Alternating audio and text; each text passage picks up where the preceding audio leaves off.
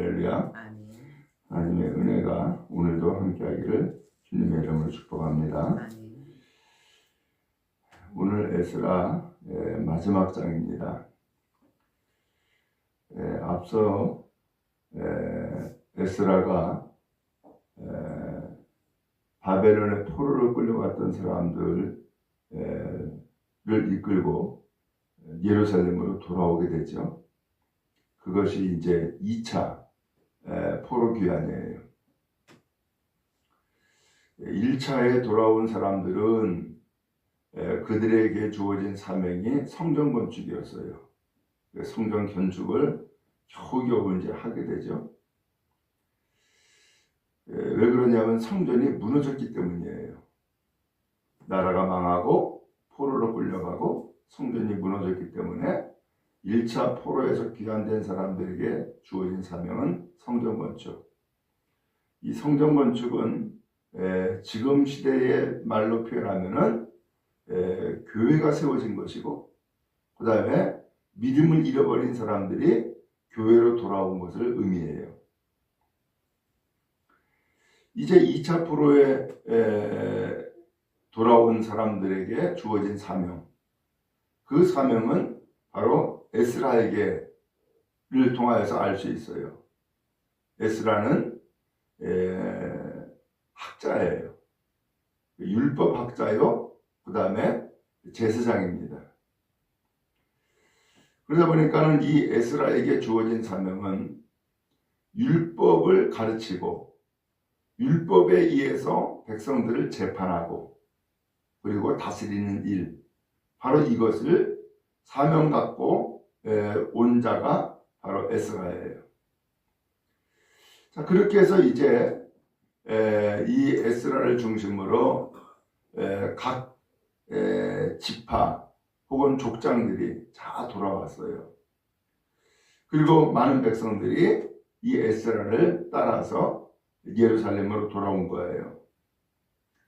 자, 그런데 돌아왔는데 들리는 이야기가, 그 돌아온 이스라엘 백성들이 이방 여인을 아내로 삼고 이방 여인을 며느리로 삼고 심지어는 자식을 낳은 자가 있다, 이런 이야기를 들은 거예요. 이 에스라가 그 이야기를 듣고서는 회개 기도를 하는 거예요. 그게 9장에 있는 내용이에요. 왜 회개 기도를 하느냐? 분명히 하나님이 말씀하신 것이 있었어요. 그 말씀은 무엇인가? 너희 여자들을 그들의 아들들에게 주지 말아라. 그리고 그들의 딸들을 너희의 아들들을 위해 며느리로 데려오지 말아라. 이유는 뭐냐? 그 땅 백성들은 다 하나님을 알지 못하고 우상을 숭배하는 자다. 그리고 그들이 행하는 우상은 전부 다 음행하는 것과 연결되어 있어요. 하나님이 그래서 그 이방 여자들을 데려오지도 말고 너희 딸들을 그들 아들에게 주지도 말아라 라고 이야기하셨던 거예요. 그런데 백성들이 분명히 포로에서 돌아왔는데 보니까는 이방 여자들 아내로 삼았으니까 데리고 오는 거예요. 며느리 삼았으니까 데리고 온 거예요. 이것을 에스라에게 보고를 했어요. 그러면 오늘 이 10장은 이 이스라엘 백성, 돌아온 백성들의 죄의 문제를 그러면 어떻게 할 것이냐라는 거예요. 이 죄의 문제를. 우리도 그렇죠? 교회 다니기 전에 혹은 예수를 믿기 전에 지은 죄악이 있어요. 근데 교회를 나왔어요. 예수를 믿게 된 거예요. 그러면 교회를 나오기 전에 지었던 그 죄들은 어떻게 할 거냐라는 거죠. 오늘 에스라가 그 죄의 문제를 듣고서는 이 문제를 해결을 하는 거예요. 첫 번째 무엇했느냐? 1절에 이렇게 표현하고 있어요. 에스라가 하나님의 성전 앞에 엎드려 울며 기도하여 죄를 자복할 때라고 표현했어요. 뭐 했다고요? 에스라가 하나님 앞에 울며 기도하고 죄를 자복했다는 거예요. 아니, 죄는 지금 누가 지었어요? 에스라가 지은 것이 아니라 돌아온 백성들이 죄를 지었잖아요. 근데 회개는 누가 하고 있어요? 에스라가 하고 있어요. 왜? 이 백성들이 행한 그 일이 죄라고 하는 것을 먼저 알기 때문이에요. 누군가는 회개를 해야 되는데 그들은 아직 깨닫지 못하고 이게 죄인지 아닌지를 모르고 있으니까 죄를 깨닫고 있는, 그리고 하나님의 말씀을 확실하게 알고 있는 에스라가 먼저 기도하는 거예요. 울며 기도하며 죄를 자복했어요. 이게 죄 문제 해결의 시작이에요. 우리는 보통 교회 나오면 됐어. 그러면은 예수 믿으니까 하나님이 다 용서해 줄 거야. 이렇게 마음에 생각을 하거나 그렇게 여기고 지나버릴 수 있단 말이에요. 그런데 그게 아니었네요. 에스라는 뭐 했다고요? 성전 앞에 나아가 엎드려 울며 기도하며 죄를 자복했다. 죄의 자복이 뭐예요? 내가 이러한 죄를 지었습니다 라고 하나님 앞에 고백하는 거예요.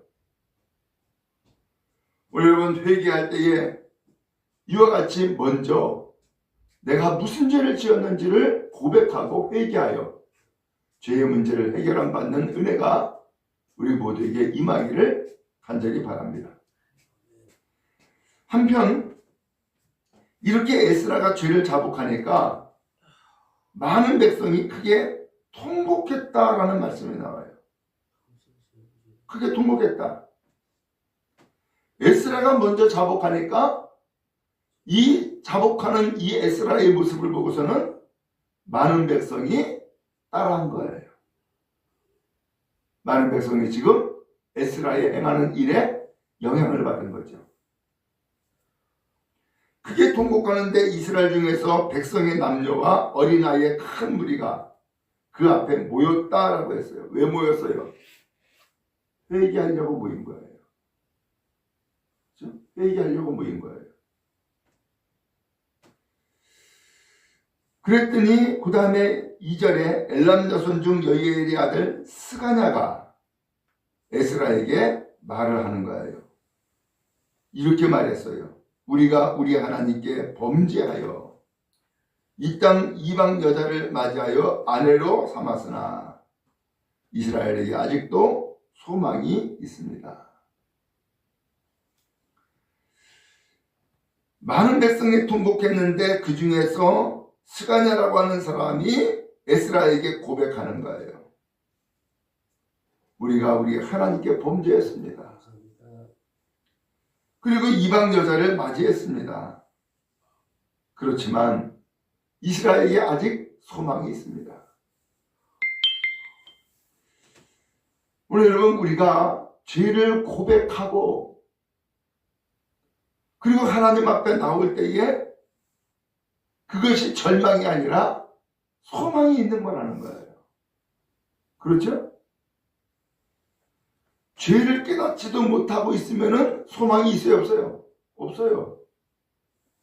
근데 죄라고 하는 것을 알고 죄를 깨닫고 회개하면 그 다음에 하나님 앞에 용서받고 새 삶을 살 수 있으니까 소망이 있는 거잖아요.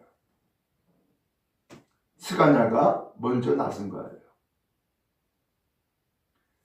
오늘 여러분 우리가 회개할 때에 먼저 나서 이 에스라에게 고백하고 또 위로하고 그 다음에 소망을 이야기하는 이 스가랴가 있었던 것처럼 우리 성도들에게도 이 은혜가 있기를 간절히 바랍니다. 그 다음에 3절에 곧 내 주의 교훈을 따르며 우리 하나님의 명령을 떨며 준행하는 자의 가르침을 따라 이 모든 아내와 그들의 소생을 다 내보내기로 우리 하나님과 언약을 세우고 율법대로 행하겠습니다. 이렇게 이야기를 하는 거예요. 죄를 고백하는 것으로 끝나는 것이 아니라 그들이 지은 죄에 대해서 깨끗하게 정리를 하는 거예요. 그들의 죄가 뭐라 그랬죠? 이방 여인을 아내로 드린 것이라고 했어요.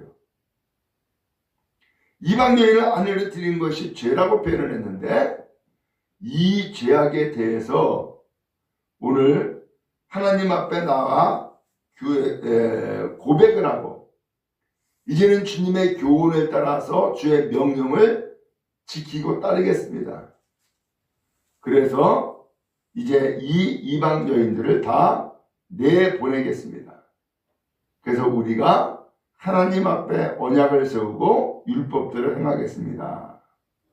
그러면서 고백하고 이야기를 하는 거예요.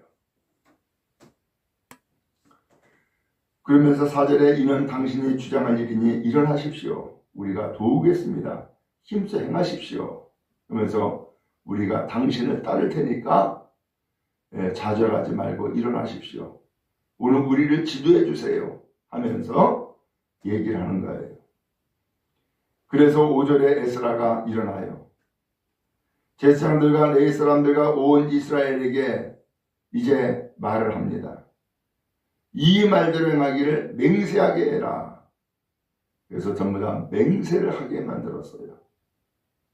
그랬더니 무리가 맹세를 하는 거예요.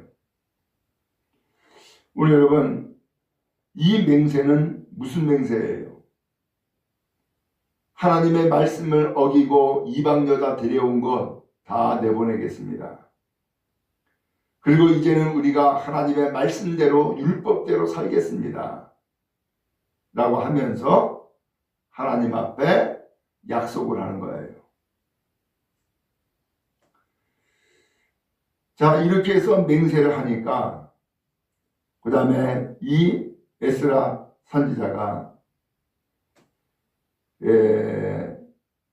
엘리야십 아들 여호하난의 방으로 들어갔다라고 표현했어요. 여기 여호하난은 제사장이에요. 이 제사장의 방에 들어가가지고서 뭐 했어요? 사로잡혔던 자들의 죄를 근심하여 음식도 먹지 아니하며 물도 마시지 아니하더니 곧 금식한 거예요.